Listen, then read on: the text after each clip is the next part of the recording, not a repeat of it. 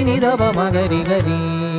Takajam takadam takarum takani ni da ba ma ga ri ga ri. Rima pada ni tam tadingi na tum. Rima ma bar rima pada ni ma pada ni sa tam tadingi na tum tadingi na tum. Rima ba ma pada ni rima pada ni ma pada ni sa ni. Dari dari dari dari da ba ma ga ri. Rima pada ni ma pada ni sa ri ma. Navada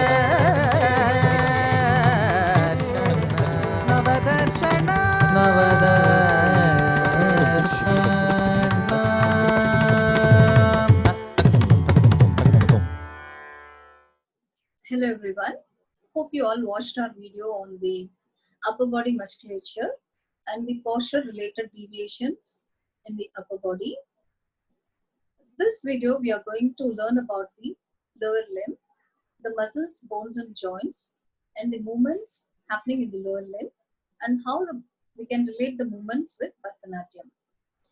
Let us briefly see the bones and joints of the lower limb. The lower limb is made up of the pelvic bone. The pelvic bone acts as a link between the trunk and the legs. It is connected to the trunk through the vertebral column, that's the spine of the human body, and the core muscles inserts into the pelvic bone, and the leg muscles, especially the thigh muscles, origin from the pelvic bone. The pelvic bone and the femur are joined together at the hip joint. The upper end of the femur, that's the thigh bone, and the pelvic bone forms the hip joint. We can see the knee joint, which is formed by the lower end of the femur and the small bone in front of the knee joint, that's the patella, and the upper end of the tibia and fibula. The tibia is also called as the shin bone. The ankle joint is formed by the lower end of the tibia and fibula and also the talus. The talus is one of the 26 bones found in the foot of human body. These together forms the ankle joint. First we will see about the hip joint.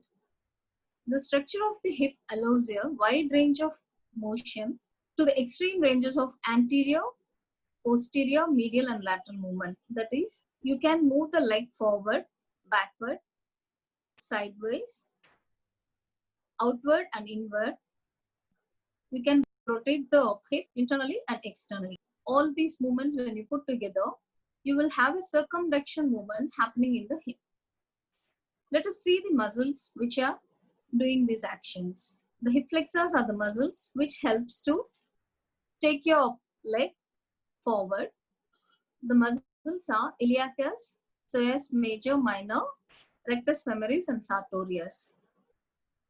Hip flexion is the movement when your leg is moved forward, and also it happens when your pelvic bone and the thigh bone comes closer to each other, as how you do in a squat position. There you get the pelvic bone and the thigh bone coming closer to each other. Hip extension are done by the hip extensors. The muscles involved are gluteus maximus and hamstrings, and part of adductor magnus also does hip extension. When you are bringing your leg behind, the extensor muscles does the job to bring the leg behind. Then we'll see the sideways movement, sideward movement of the hip, the adduction and abduction. The abduction of the hip, that is like taking your leg sideways, it is done by the gluteus medius minimus and tensor fasciae lata. These are the muscles which are helpful when you're walking and when you're standing on one leg. These maintain the stability of your hip. The adductors are the muscles which are found in the inner compartment of the thigh. These muscles are called hip adductors and they do the adduction movement. The gracilis, adductor longus, adductor brevis, adductor magnus does the adduction movement. The hip External rotators are muscles which are responsible to take the hip into external rotation. There are 6 muscles which helps in doing this action. Abdurator externus, abdurator internus, superior and inferior gemelli, the piriformis, all helps in doing the hip external rotation. The internal rotation is the movement where you bring your hip internally. The muscles involved are gluteus medius and minimus, tensor fasciae lata, adductor longus, brevis. The rotator muscles are the muscles helps you to rotate your pelvis when you change the positions. Now we will see the movements related with Bharatanatyam. When you are sitting down in an Aramandi pose, the main action happening in your hip is hip flexion and external rotation.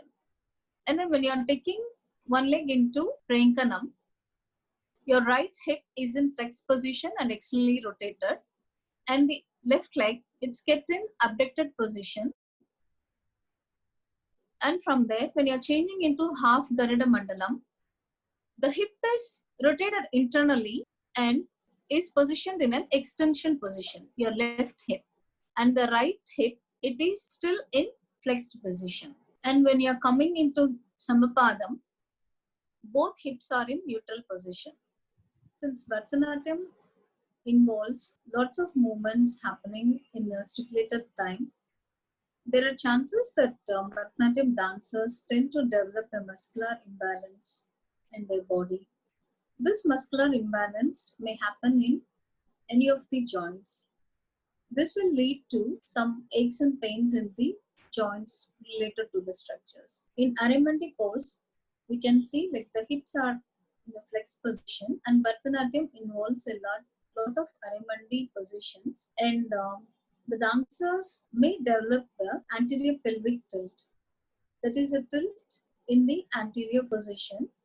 The pelvis will go into an anterior tilt due to the tightness developed in the hip flexors muscles. This may result in a weakness in the gluteus maximus muscle, that is the hip extensor, or it can happen vice versa.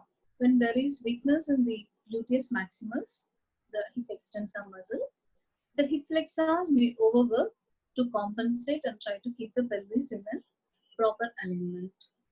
This change in the posture may result in low back pain or sometimes knee pain too. So you need to address this issue. You have to stretch the shortened muscle, here the hip flexors, and you need to strengthen your hip extensor groups.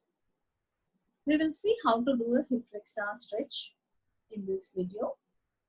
We have to go down into a lunge position. Make sure that your spine is in neutral position. It should not lean forward. Make sure it is in a straight line.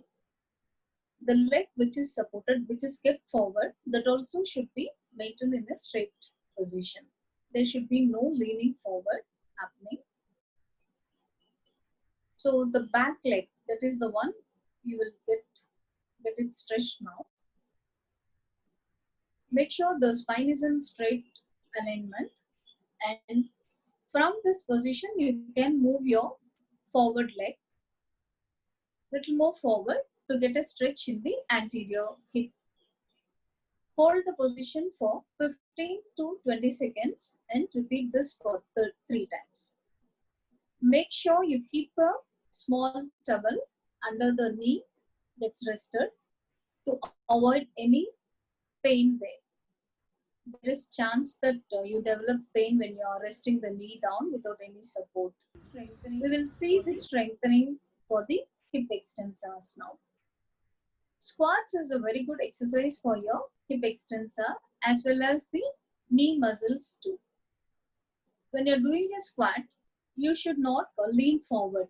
When you're going down to squat position, make sure you move from your hip. The hip should go down and the knees should not cross the toe line. This is the right position for the strengthening of your hip extensors. Go down to half squat and then From that position, when you're coming up, try to squeeze your gluteus muscles, that's the hip extensor muscle, and come up. This exercise you can repeat for 15 times and 3 sets. Make sure while doing this exercise, you don't lean forward. Hope you all like this video, and this gave you some idea about how the lower body works in relation with Bharatanatyam. Next session, we'll meet with a very important topic that we can call as like the center of the power, the core musculature. See you then.